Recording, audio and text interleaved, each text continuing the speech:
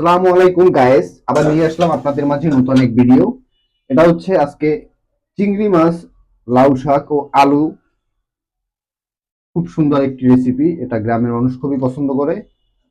তো এখানেও সেম ওই রকমই আগের মতোই, আমাদের আগের ভিডিওটা দেখছেন আপনারা, যে পরিমাণ মতো পেঁয়াজ, পরিমাণ মতো কাঁচামরিচ, এরপরে হচ্ছে তেল। তো এইভাবে শুরু করবেন, এরপরে এটা ভালোভাবে ভেজে নেবেন। তো গাইস দেখতে পাচ্ছেন এখন হচ্ছে পানি দেবো যখন একটু ভাজা ভাজা হয়ে গেছে। তো পানিটা দেওয়ার পরে এরপরে আরো কিছুক্ষণ এরকম নাড়াচাড়া করে নেব। এরপরে হচ্ছে লবণ। লবণ আপনার আপনার পরিমাণ মতো দিয়ে নেবেন।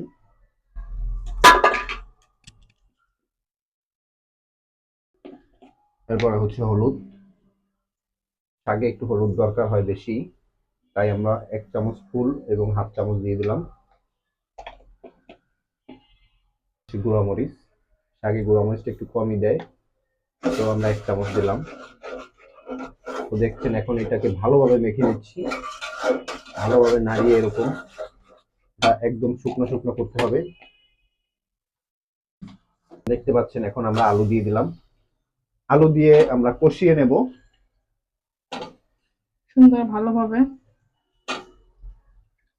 আলুগুলো আপনারা চাইলে অন্যভাবেও কাটতে পারেন, আমরা এভাবে কেটে নিছি। চাইলে গোল ভাবে কেটে নিতে পারেন। তারপর আমরা এখন এটা ঢাকনা দিয়ে দেবো সুন্দরভাবে।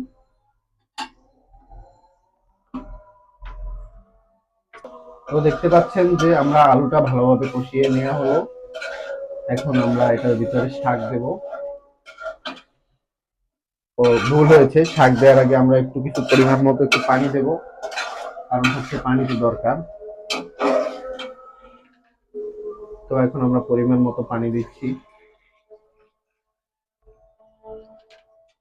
এই যে দেখেন, পাতিল অর্ধাৎ করে পানি দিয়ে দিলাম।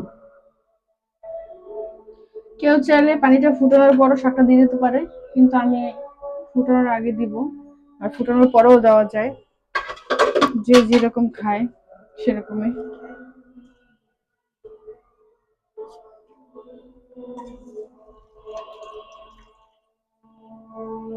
শাকটা কিন্তু প্রথমে অবশ্যই ভালো করে ধুয়ে শুকিয়ে নেবেন, যেন শাকে কোনো পানি না থাকে। এই যে দেখতে পাচ্ছেন যে একদম শুকনো শাক। আর আগুনটা অবশ্যই এরকম মেজো মেজো অবস্থায় রাখবেন।